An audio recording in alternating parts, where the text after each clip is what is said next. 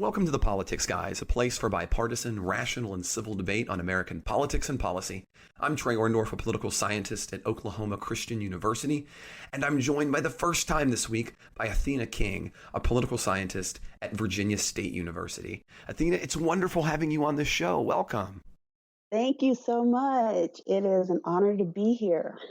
Oh, I appreciate that. We're happy that you decided to come on the show, kind of offer a different perspective. And I know that Ken is probably just happy that he's not having to get up early in the morning to do the show. He is not a morning person at all. So I just wanted to welcome you to the Politics Guys. And listeners, I hope you enjoy this week's show. And what we're going to kick off with this week, Athena, is, originally we weren't sure if we were going to take on the Kavanaugh issue, the show. We've done it a bunch of times now. I know listeners, this has been a big issue for us on social media, on Facebook specifically. We've had a lot of debates going on about this, but we really needed to come back to it today because this week we have an op-ed piece in the Wall Street Journal from Kavanaugh himself.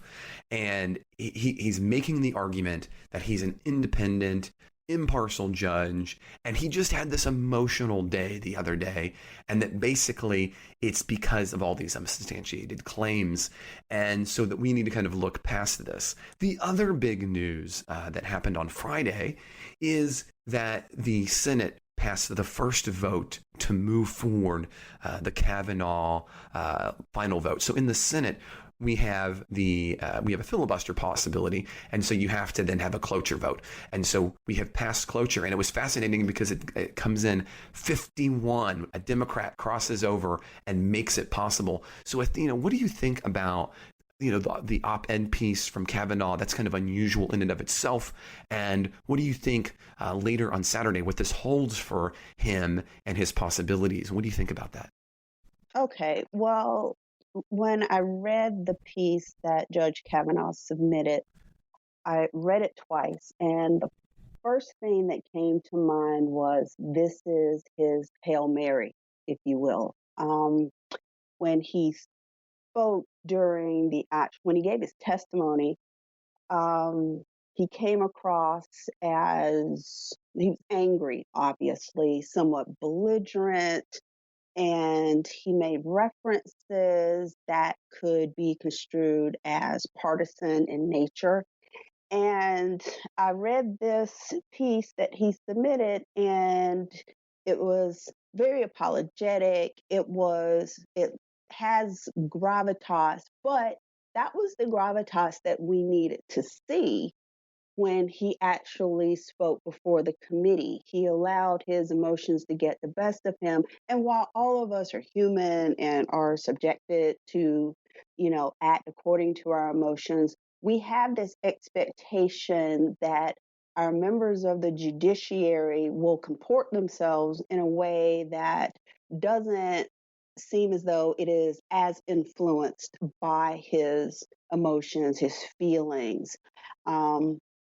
And so when I go back and watch his testimony and I read this, I'm trying to reconcile both of these. I don't really see how he can promise in the op-ed piece that he is going to be impartial and that he will exercise this gravitas that we expected him to have, but he didn't demonstrate. So it's almost as if it's a little too late, if you will.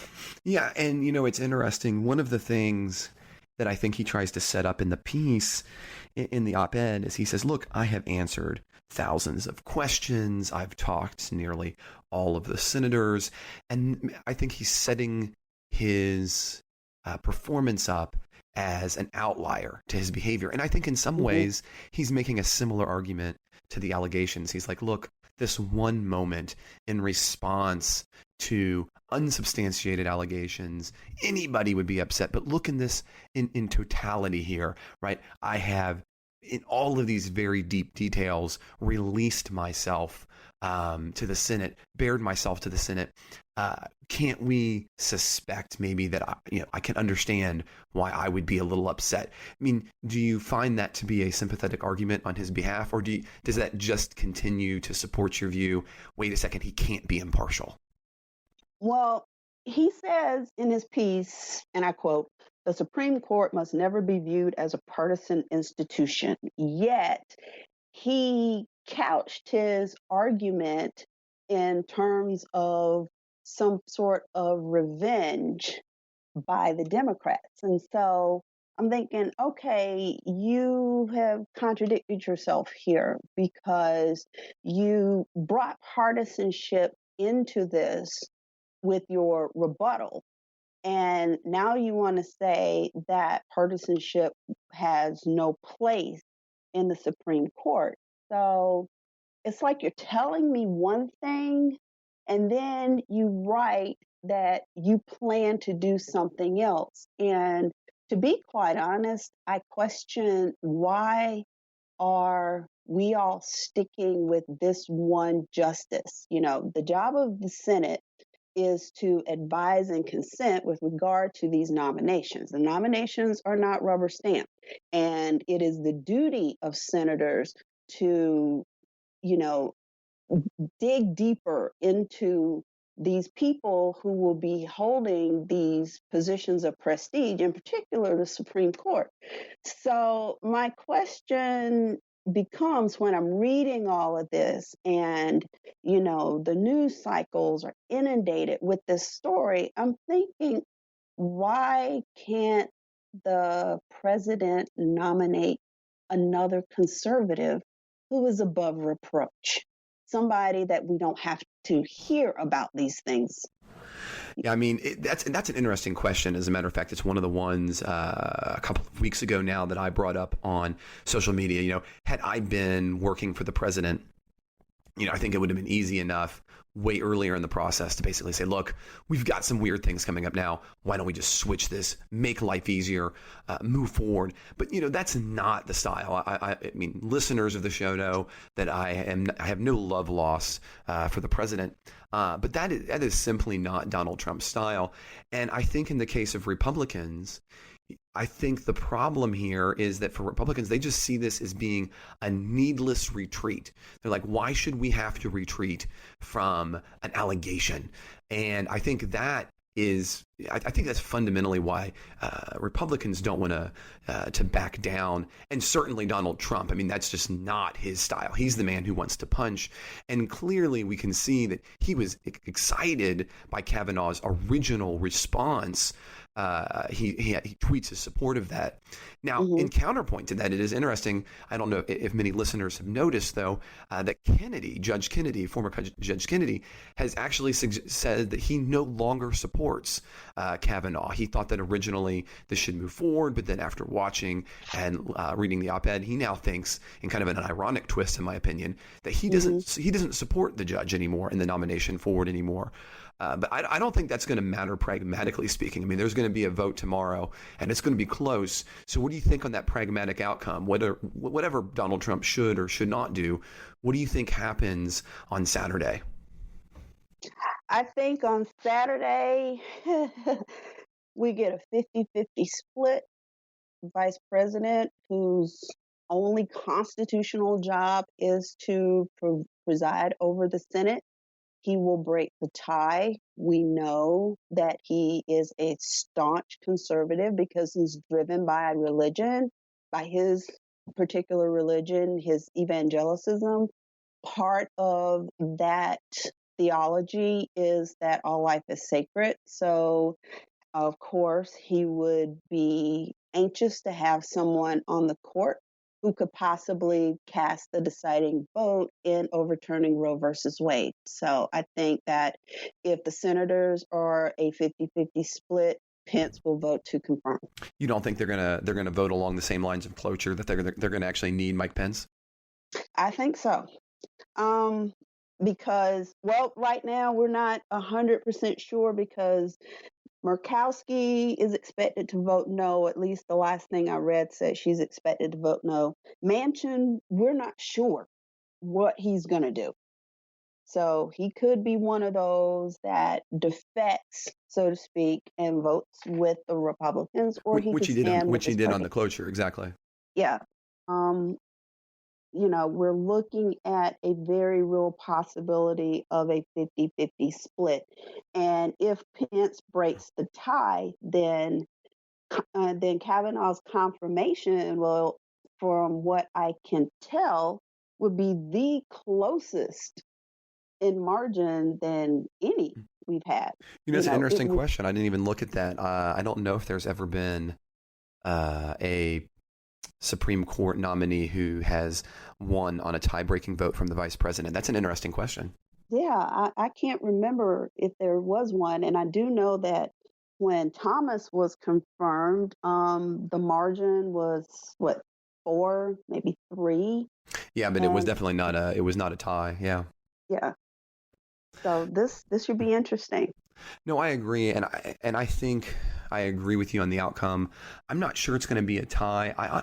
One of the things that I took a look at, it's interesting to see that despite a lot of the negativity about Trump remaining entranced with Kavanaugh, if you take a look at his rolling averages, his presidential approval has gone up Hmm. during the Kavanaugh time, and his disapproval numbers have come down. And I mean, again, that can be a blip. I don't want any of our listeners to think that we need to read too much into that. It's always difficult to tell the noise from the actual weekly and daily polling Right. data. But, we do have a couple of weeks of this now, and it is fascinating that we do have a micro trend emerging, which suggests to me that some of these Democrats in more difficult seats may think twice about it and prefer, picking up some House seats and some Senate seats in the Hmm. midterm election over potentially, trying to be the vote that brings down Kavanaugh. Now, again, I'm not positive, but I mean, I think either of ours is plausible. It's a fascinating conversation, and I guess we'll have to wait at the earliest later on Saturday to find out what's going to happen with that. Probably Right. more likely Sunday. So we'll see, and I'm sure that Mike and Jay will be taking that up next weekend. But Hmm. what we want to move to next, if you're interested, Athena, is another big item. It didn't get as much news as I think it really deserved, given the amount of oxygen that got used up.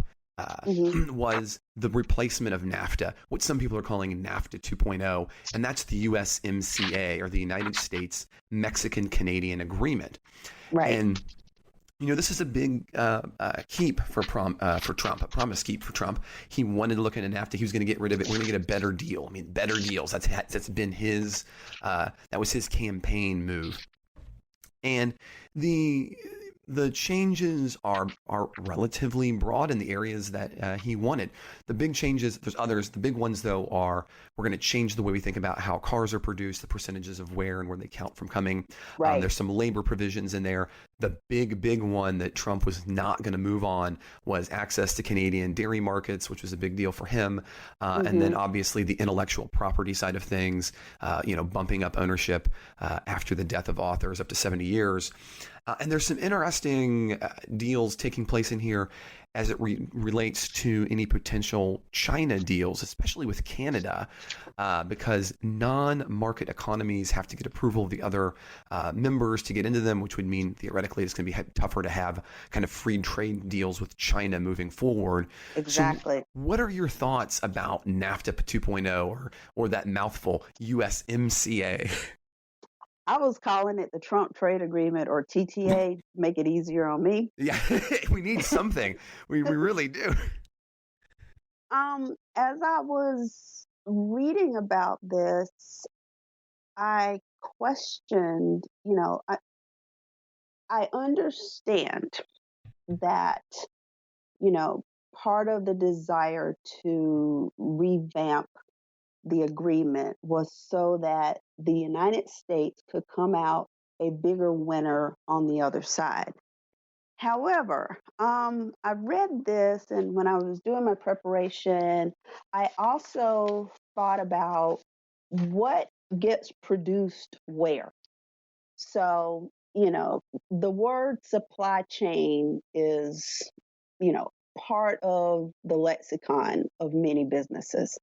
So, how exactly are we going to take the reins as far as a larger portion of the supply chain when it comes to these three countries, sorry. Hmm. Hmm. Um, I don't understand exactly how that's going to happen because, all of these companies, all of these products that go into making a car, for instance, the United States doesn't do all that. And it made me think about the Chinese hacking case, which hopefully we'll talk about later. It's like you have different components coming from different areas. So, how is the United States planning on securing that? What was the percentage that said that So at least the fundamental deal is that 75% I, of the components from cars have to be manufactured in Mexico, the United States, or Canada to Mhm. qualify for the zero tariffs. In other words, they can't be coming from well, third party sounds weird when you have three parties in an agreement, from non-signatory parties. Okay, but does the current administration understand that capital comes in different forms and maybe there is a form of capital that we don't have available here or within this North American cluster of these three countries that we can produce and produce sufficiently enough to provide a component which will allow us to keep the price of those cars down. You see what I'm saying? Yeah, in the basically, it will be more difficult to get the zero tariff policy for cars under the USMCA rather than Hmm. NAFTA. Under NAFTA, obviously, I shouldn't say obviously, listeners. Under NAFTA, it was 62.5% of the vehicle had to be made in one of the three signatory countries to get the zero tariff deal, and so. If enough parts are being made in a non-signatory country, this will take it. And I'm forgetting what the tariff is, but it takes it up from it takes it up from zero. So what this basically does is it requires a bigger proportion of vehicles to be made in either Mexico, the United States, or China. Right. I mean, I'm so Okay. sorry, Canada. I said China. Canada. Canada. All right. So, that's promising, but I'm still waiting to see. I mean, I, when it comes to economics, I'm not an economist, but I am aware of specialization of trade and that, you know, based on a country's distribution of human, natural, and capital resources, they will focus more on one particular area, whether you produce labor intensive goods or capital intensive goods. And the percentages that we were able to produce under the original trade agreement, they seem to work. But aren't we talking about a roughly 13% increase in the percentage of components Yes, that yes, have to be made here? yes. Who's That'd to be. say we have that? Well, I don't think that the Trump administration is arguing to have that. I think what they're attempting to do is to impose larger tariffs on a greater number of vehicles coming into the United States. And I think that's consistent. You know, again, my ideological background is one. I'm a free trader, as listeners Mhm, know. But mhm, I think Donald Trump here, I mean, this is potentially a win for him in the sense that he is not a free trader. He wants to increase tariff barriers, and he wants to bring things more local, specifically inside the United States. Now, this obviously isn't just inside the U.S., but I mhm. mean, as a whole here, Athena, do you think this is a win for the Trump hardline negotiation, kind of backing away here, as you're noting specifically on automobiles, Mhm. from closer to a free trade set of things to a more protectionist view of the economy. And so do you think this is a win? Do you think this is a positive direction going towards a more protectionist view? What are your thoughts on that, Athena?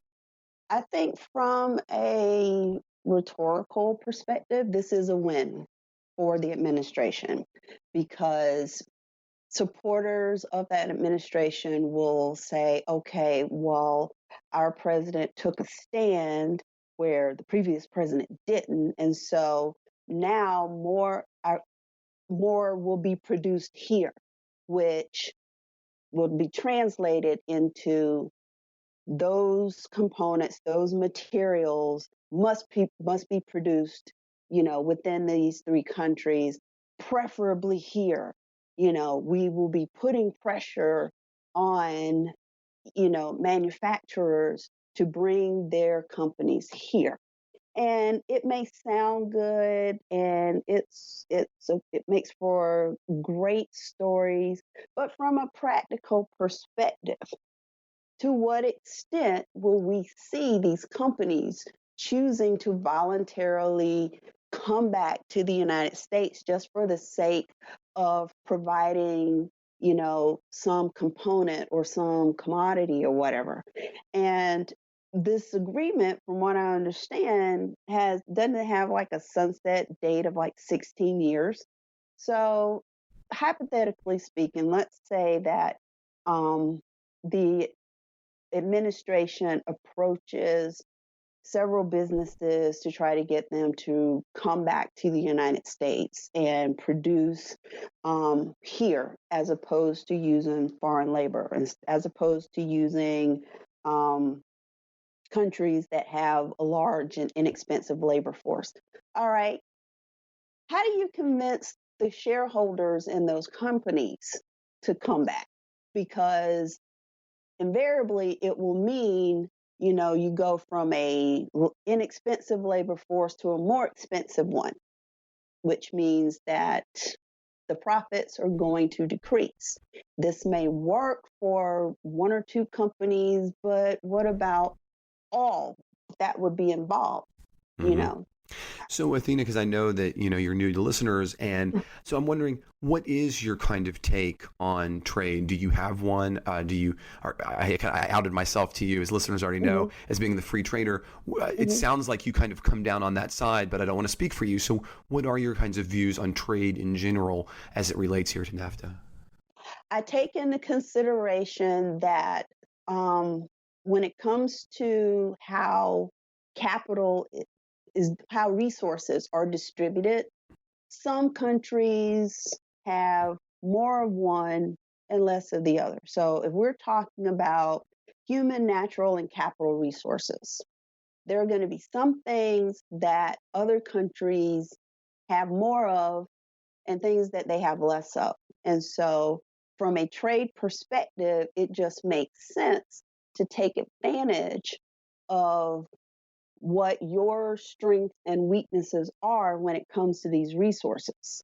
You know, the United States, we are, we're a country that we have large amounts of capital.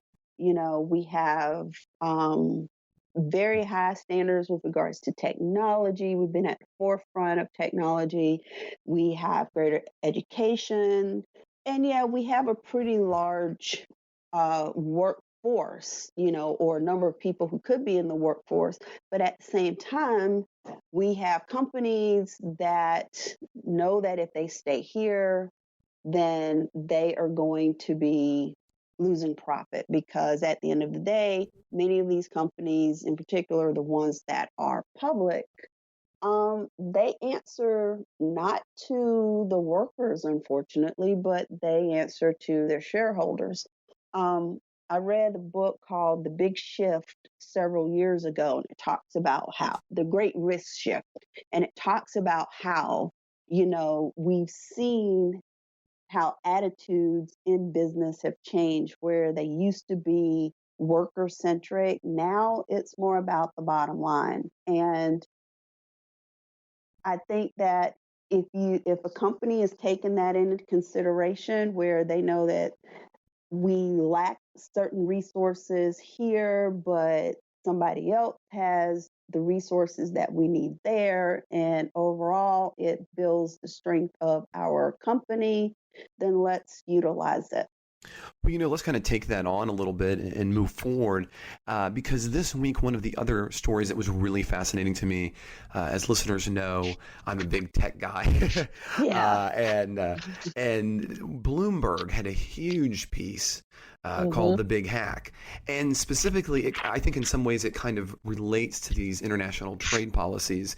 And Hmm. I know a lot of listeners have pushed back on me for my free trade positions, and this is probably one of the areas where there's maybe some of the most legitimate pushback, in my opinion, and that Hmm. is we had this big potential hardware hack. So, listeners, if you aren't sure, I encourage you to go take a look at the Bloomberg report. But the short version is that operatives from China had access to producers who were creating boards for Supermicro. Now, if you're just a consumer Yep. electronics person, you've probably never heard of Supermicro, but they're actually a company that produces the boards that are used in large scale computers, so meaning your cloud computing effectively. So your Hmm. Facebooks, your Amazons, your Apples. And what happened was they were actually attaching this nearly tiny um, chip to the board, which allowed them to have a hardware hack. Hardware hacks are really significant, listeners, because it doesn't require, it's nothing you can fix. So if there's a software hole in your operating system, you can come in, you can make adjustments, you can patch that hole once you figure out what's going on. There's actually Hmm. no way to patch a hardware hack. Now, usually, though, the way you get hardware hacks is you have a targeted hack. So you'll have a man in the middle. That's what the CIA likes to do. So they want to grab devices en route to the person and have some kind of hack on it. In this case, we're talking about at the manufacturing side. Now, Apple and Facebook have denied that this is accurate, but there's been a number of senior level administrator officials, both inside the White House and now from Apple, who have said, yeah, Hmm. this is possible. And they have actually said that there's been a software hack. But let's just go back to the hardware side, because I think it kind of fits to the Trump model, which says, look, you don't want to export the creation of sensitive devices because this puts these kinds of possibilities into the hands of potentially malicious actors. So what do you Hmm. think about the hack? And do you think that it legitimizes the views of some who argue that we need to have more manufacturing in the United States? Okay. The hack in and of itself is scary because they talk about the microchip, and I think the article said it was probably the size of a sharpened pencil lead, so it Yeah, it, goes it almost looks like a virtually resistor. undetected. Hmm. Yeah. And from what I could tell, the article said it doesn't really hold a lot of information, but it doesn't have to because it serves as the conduit between that server and a computer elsewhere or another server elsewhere, which can come in and cause greater damage, where you can see the system being rewritten, you can see the malicious data being added, the Trojan horses, but most importantly, It the effectively theft. allows, yeah, it Yeah, allows it allows a non-sequence of a password. Yeah, precisely. exactly. And I was reading this, and for me, I could tell certain things could happen. Like, for instance, this has the potential to further compromise our relationship with China. We were wary before, but this can make an already tenuous relationship even more strained. Also, we have to figure out, like, if we chose to, how do we move China away from the supply chain? We can't, because they have cheap labor, they're skilled, they have a manufacturing infrastructure in place, and they also have rare earth mineral mining capacities across different countries, not just in China, but China has a pretty significant foothold on the African continent. How does the United States, how do we put ourselves together figuratively speaking, in a way that we would be able to make up for the shortcomings of trying to move China out of the supply chain. Well, And I think the I'm still at it. administration's point is that we make the kinds of moves they were doing against Nafta, assuming obviously it gets passed in Mhm. the Senate, and have more protectionist policies that effectively we need to make it more expensive to do business in China so that companies will stay in the United States and will get these additional benefits by being in the United States. Things like we don't have to worry about Chinese malicious actors putting things on our hardware. And so what do you think to that? I mean, is that a valid point of view, or do you think, like me, do you think that there is there's still a case to be made for the needs of free trade, and what would that look like? Being able to produce everything that you would like to produce in your own country sounds great in theory, but I don't see it coming to fruition in practice. It would be really, really difficult for us to not only be able to produce every single thing that we as Americans like to use, but also it wouldn't be possible, at least it doesn't come across as being possible, that we would still be able to enjoy the products that we use that are put together vis-a-vis this supply chain at the same cost. So we have to figure out, which of the two evils is the lesser. Do we try to become more protectionist and at the same time realize that we can't produce everything here?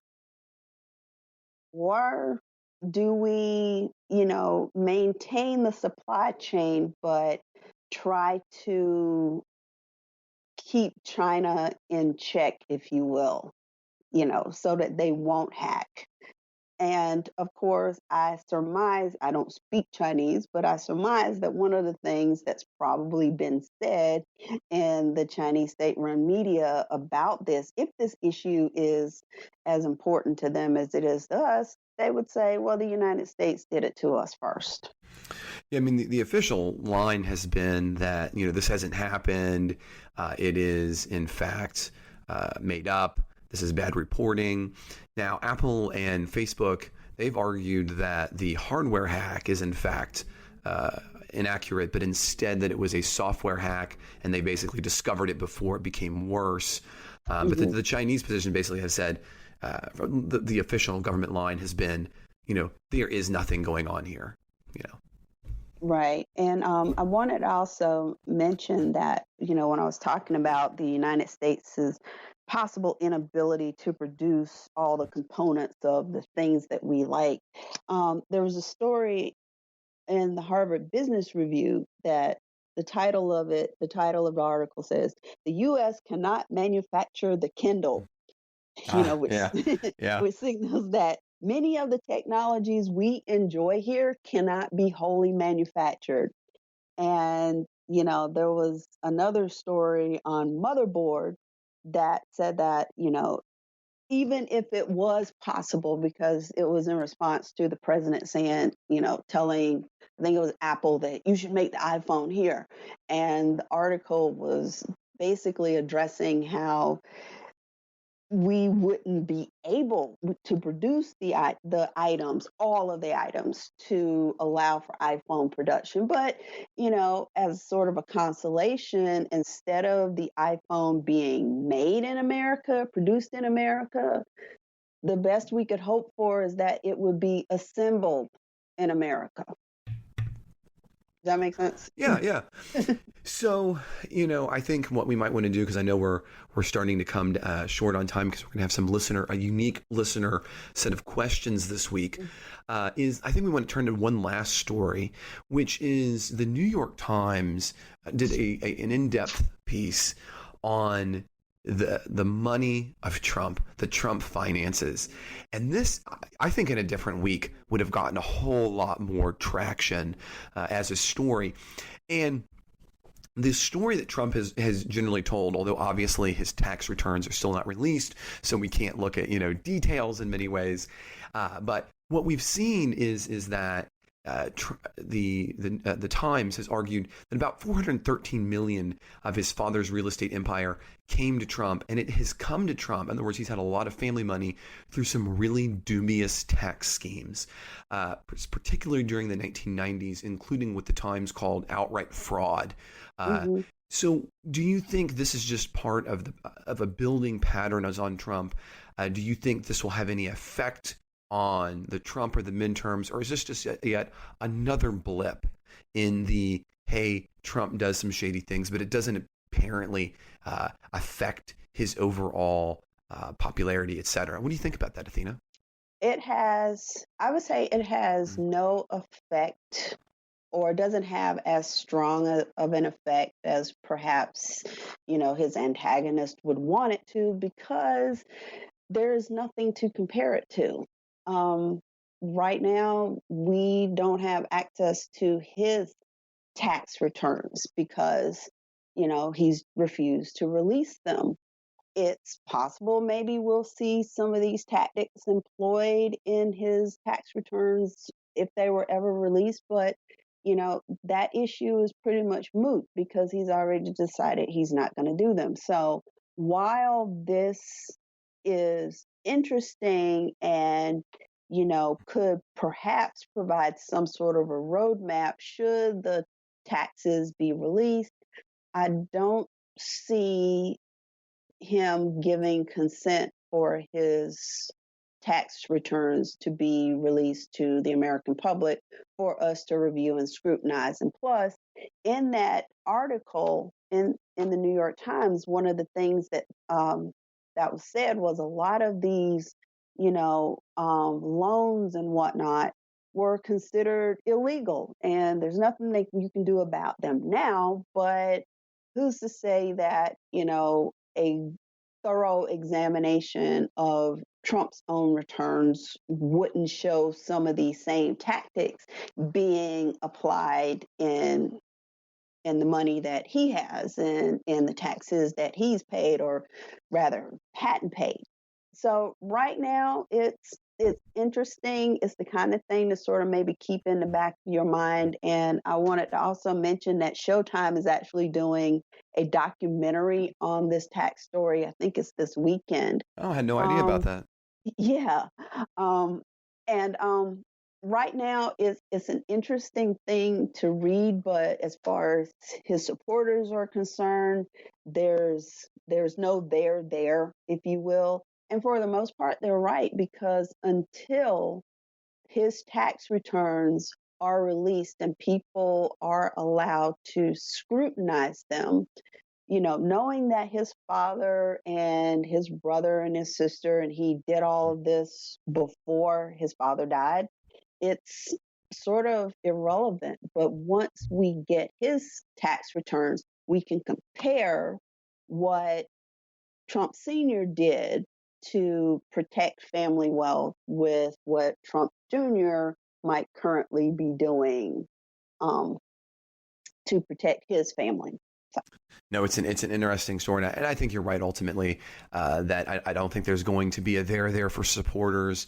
And as a matter of fact, I think even if we had the tax returns, I think for the most part, the ability to kind of manipulate these situations would probably be seen as a positive. I mean, this is something that came out even during his debate where he said, look, I'm not fraud. It's smart, right? I've paid no taxes. That's a smart thing.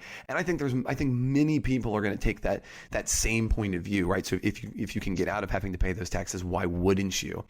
Now, normally, listeners, this is when Athena and I would take on some listener questions, but I know that last week we had some really interesting questions from listeners from Leah Whitmer. So if you hadn't listened to this, Mike and Leah did the show last week, and we've had a ton of feedback. And so what we're actually going to do is that Leah graciously agreed to talk with us again and respond to your questions. So Athena and I are going to listen in as Mike and Leah have a little bit of a conversation and take on some listener questions this week, and then we'll join you again in a moment. Last week, as part of our discussion of the Kavanaugh Ford testimony, I thought it was important to get a non-male perspective. And so I asked my friend Leah, someone whose political knowledge I've respected for a number of years now, if she'd be willing to provide her view, which she did in the form of a summary statement that I read, after which Will and I discussed the testimony more generally. Now, a number of listeners took issue with, or maybe were unclear about, at least part of what Leah had to say, particularly how she closed with, I believe Dr. Ford, I believe women. There were some listeners who heard that and concluded that it was a form of sexism, sort of assuming the veracity of an accuser simply because of her gender. There's one of our listeners who put it like this: I don't believe women, I don't believe men, I believe evidence. And so I asked Leah if she'd be willing to come on the show and respond to this, and she graciously agreed. And she's here with me now. Leah, welcome, and thanks so much for coming on. Yeah, thank you for having me. So I thought we could just maybe start by that statement, that idea of, well, as one listener put it, it's you need to follow the evidence and not be concerned with the gender of the person. So what do you think about that? Well, I'll talk about what it means to me Sure. in a moment. I can't be the voice for the Me Too movement or the Believe Women movement. It's just I think it has a different meaning for everybody. But one thing I would encourage people to do is, if they want to know more about what I Believe Women means or what Me Too means, do an internet search and spend 20 minutes getting 20 different takes on what it means to different people, and make up your own mind. Instead of assuming that it means believing all women regardless of evidence, just because they're women, that's just not what it is. And I feel like if you want to gain perspective on what it means, you should do that, and then come ask the women you know in your life to talk about it and talk about what it means to them. So I just want to encourage everybody to sort of do a little bit of personal introspection before assuming that it means a certain thing. Yeah, I mean, my sense of what it meant, at least what I took it to mean, is that we need to understand that phrase. It's sort of a shorthand in terms of a much longer history of, well, heck, not just generations or hundreds of years, but millennia of women not being believed, of being blamed and shamed and so forth. And so it's just essentially sort of a short, pithy, punchy way of getting across this idea of we need to reverse our societal norm of assuming that women are these, are these harpies trying to trap men and that sort of thing. And at least that's what I take it to mean. Yeah, I think you're right. But I think there's a little bit more to it. I think maybe that the 6,000 years of rage that we've had, being boiled down into a couple of words, it's not going to cover everything. But for me, Believe Women, I think, is a sort of moral imperative that each person holds themselves accountable to, where it challenges me to sort of pause and give serious consideration to women's claims of assault and harassment, even when it's inconvenient, even when it comes at considerable personal or political expense. And it doesn't require the abandonment of the presumption of innocence. It just means that we think that each of these claims is valued and important enough to warrant to warrant consideration. And also that we believe that in most cases that the claims will stand up to scrutiny and investigation. I think a problem that a lot of people had who heard the testimony is that Dr. Ford, they did believe Dr. Ford. I think it was hard to listen to that testimony, watch that testimony, and not. But by the same token, there were a lot of people who said, well, gosh, Judge Kavanaugh's testimony seemed very emotionally sincere and believable as well, and so then they kind of default to that. Well, if both parties are believable, we have to go by the weight of the evidence. And so, what does that mean in terms of, that kind of larger question of believability of women in general and so forth? And it becomes just a really fraught issue, I think. Absolutely. And again, I have to separate out talking specifically about Dr. Blasey Ford and Brett Kavanaugh. That to me, I have to divorce these two things a little bit, because I think giving a woman fair consideration, in this case, people's definition of fair consideration is different. So I believe they concluded a 7-day FBI investigation.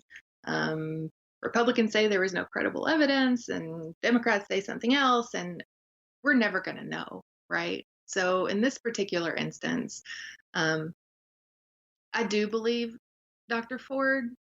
I don't believe Judge Kavanaugh told the truth about everything he said when he was testifying in front of the Judiciary Committee.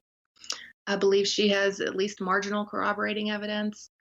I believe that he lied about small things, which indicates to me he's probably lying about larger things. But I can't use this particular instance to sort of and tie it directly to what I believe women means, right? I believe there was probably a lot of miscarriage of justice in this particular case. And I think just coming from the president on down, this idea of women who are assaulted in any way, of course they would come forward immediately, and if they don't, therefore that's a sign of them essentially fabricating a story. Indicates to me just an incredible lack of understanding of the context in which this happens and the culture in which this sort of thing has happened for a long time. Is it a lack of understanding or just willful obfuscation? I think maybe both, sometimes both in the same people, but I think I feel that on the Republican side, certainly there were plenty of people from Mitch McConnell on down who basically felt that unless there was some sort of a video of this thing happening, that this confirmation was going to be rammed through. And the lack of willingness to consider evidence, I think, to me, is one of the most troubling things about all this. There are lots of troubling things about this. Yeah, that's definitely true. Definitely true. Yeah, but I mean, if there's, I'm sort of mired in it right now, and it's hard to step outside of it and see any positivity coming out of this. But if there is, I think it comes, it's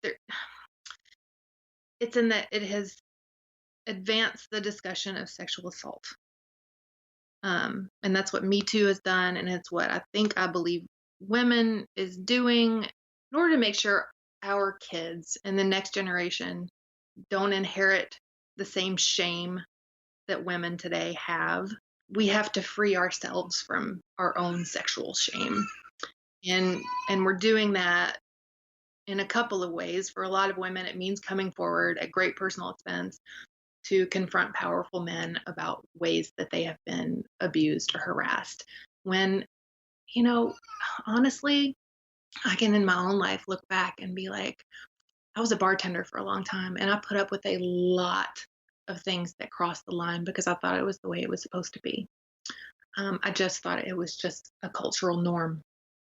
And I think coming forward and saying those things out loud, especially to the people who did them, and especially in front of an entire nation, exercises a lot of the shame.